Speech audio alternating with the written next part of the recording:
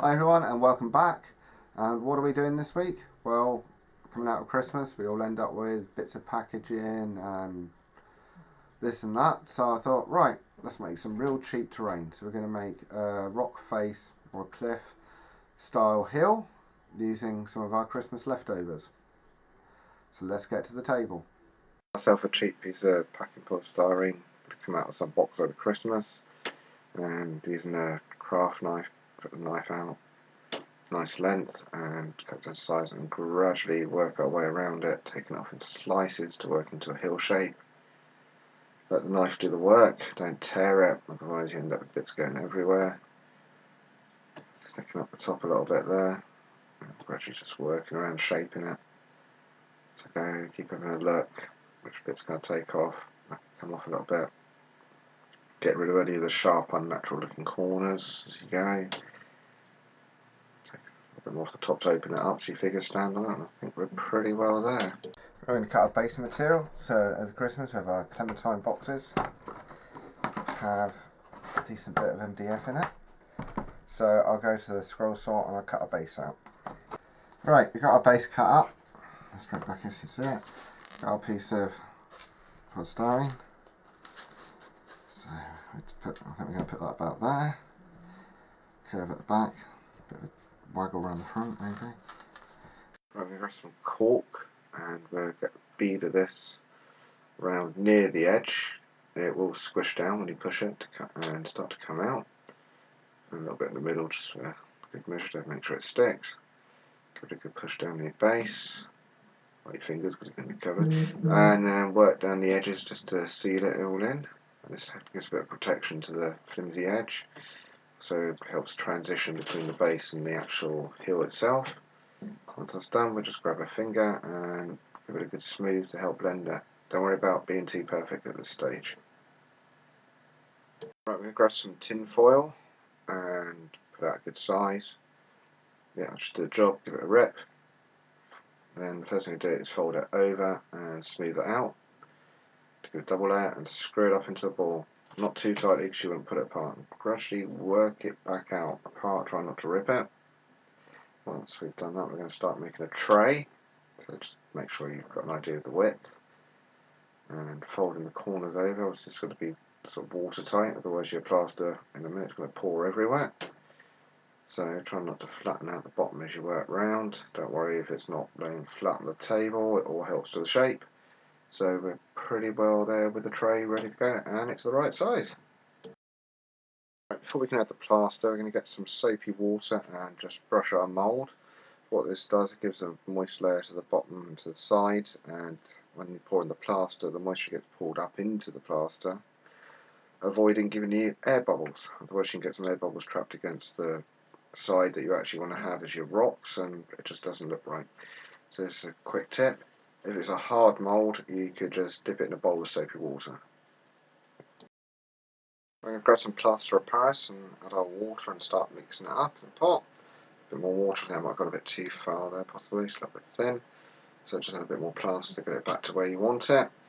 You're aiming for a slightly thick plaster compared to normal probably. Just pour it in, make sure it's all covered, and scrape out your pot.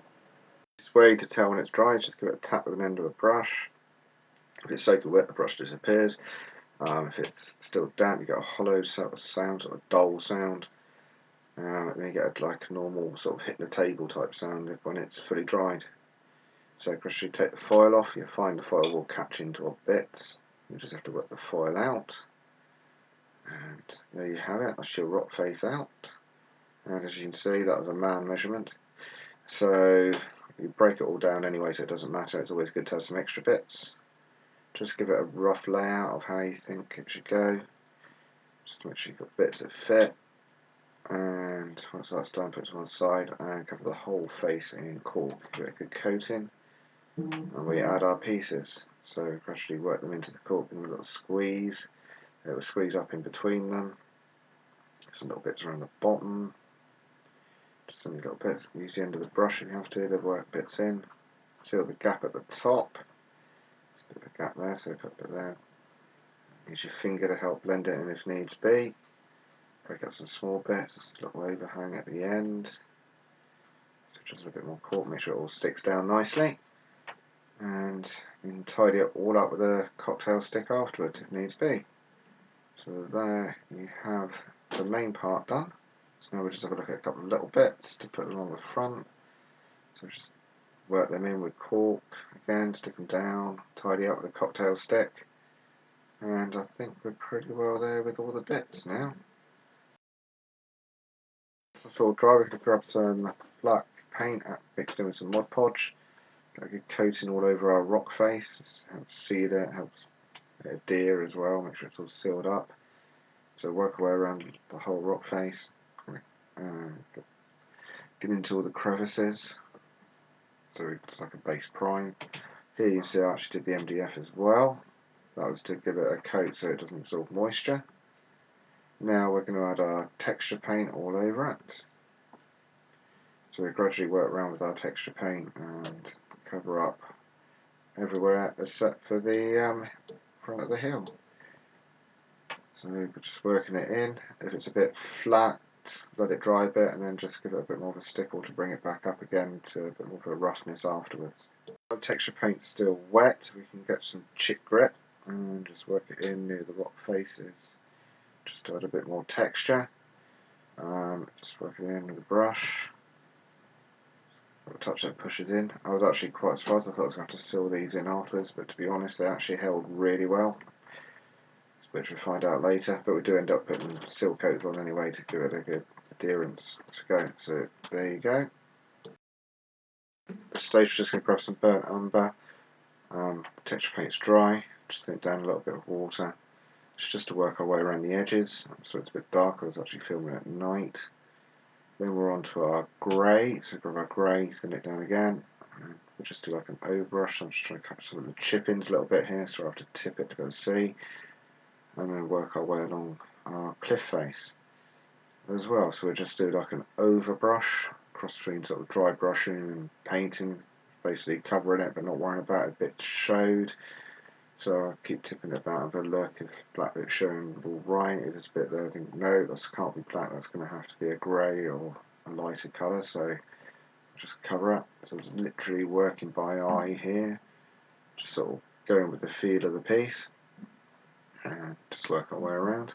So I think we're pretty well there with that colour, just finishing off the corner there. Yeah, that looks pretty good to me. So next we're going to look at adding more colours to it. So once you've got, make sure you get all those bits. Once you've got all the bits, we move on. So now we're going to grab some cream, just some household emulsion. Just dry brush all over the texture earth, just to give it a bit of a highlight. And then we'll grab some grey, we'll add some yellow, we'll add some red.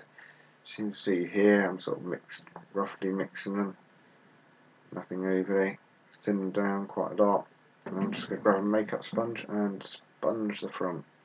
So this is literally just picking up various colours as I go. Not worrying about mixing them on the sponge even too much. Just to get away from that pure grey. No rock is pure grey. And make sure you get the edges. And I think I'm fairly happy with that. I'd go with that, I would expect. Yeah, that looks pretty good to me. Going to grab some of our grey and give it a dry brush. Obviously we're letting everything dry in between the layers after I just set out to speed things up. So we'll just work our way around. So sort of medium dry brush, it's not particularly light but it's not particularly heavy. Try to avoid any brush marks, just picking up the details as we go. So just work around. Once we're happy with that, we'll move on to the next colour, which will be the cream. This is sort of a very light dusting, just picking up the very sort of tips as we work around. Keep tipping it so you can see it, so literally it is just the points. I think we're pretty well there now. It's starting to look quite nice, it's starting to pop. It's starting to get more of a 3D texture in the colouring as well as the actual form of the rock. So we're going to grab a black wash. It's a Null oil bottle, but it's actually got homemade wash. So just some black paint thinned down, flow aid. And we'll just work from our top surfaces and let it run. You can see as it runs, it highlights where the lines are, so you can just pull it about with a brush as you go. So let it show you where the dark patches should be instead of trying to guess. And here we've just got some water, some flow aid or dish soap, just a little bit of our burnt umber paint. So it's a very thin wash, and we'll just give this a coat over the top. Obviously this is after the other wash is dried, otherwise it would just all pull together. So just work around. Right, we're going to get some of our homemade flocks. I'll put a link to the video. So we have a fine green, some coarse green. Of course we have a leaf scatter flock we made. We also have some darker flock, a little bit left, that I made up as well. Right, we've got some water, we're just going to add some PVA to it.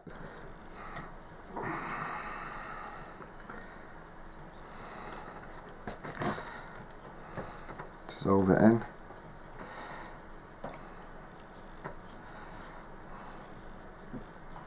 Good mix.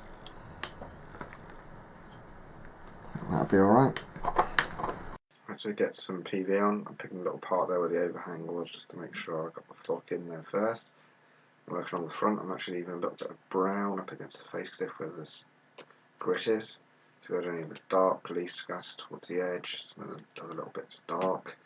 So we'll be repeating this over, so you have the dark bits first, then just cover the whole thing afterwards with your light scatter. So we'll just speed it up as we work our way around. The main reason I do it in sections is just to give me somewhere I can put my fingers without sticking them in the glue and flock, which I'll probably do anyway. So we'll just keep going, and I'm sure we'll get there. So I'll speed it up a little bit, obviously, because you don't want to sit there and watch me do this for half an hour. Or perhaps you do. So we're nearly there, and I'll show you to when it's dry. Hang on, there we go, we'll leave that to dry. Right, once it's dried up, we're just going to give it a damp down with some water.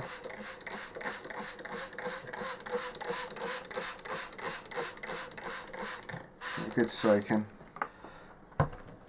And we're going to grab some very thin PVA and dropper. It's better. And we'll just drip it. So work from the top because it all runs down.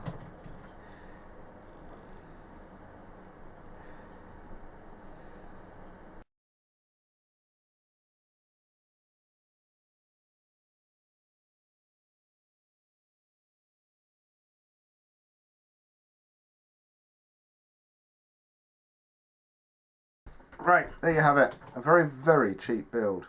Everything pretty much used from stuff on the shelf or bits we picked up over Christmas, which most people would class as rubbish. So we've got MDF hardboard style base. We have packing polystyrene. We use plaster of Paris, well that's fairly cheap to buy anyway. Quite often kids get little casting kits and you end up with bits left. You don't need much to make rock faces. We used the aluminium straight tin foil to make a mould.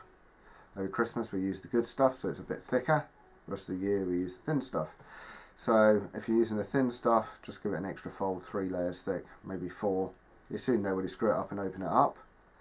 All the craft paints, about £1 each, but obviously don't use a whole bottle, we use a little bit and they keep going. Washes, made ourselves.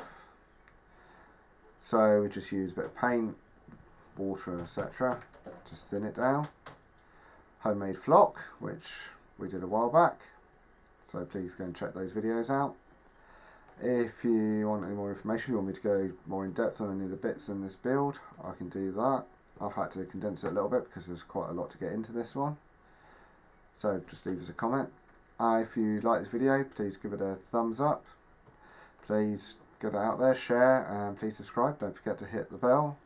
I'm sure we'll have a lot more exciting things coming up. I've got plenty more rubbish to get rid of and turn into something. Right, that's it from me this week, so take care and I'll see you all soon. Cheers.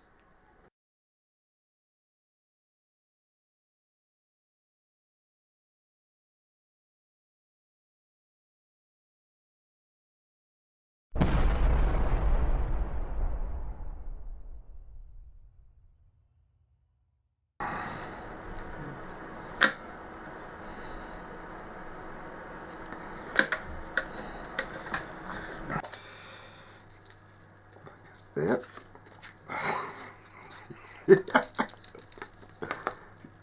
Oh! I love this stuff. Right.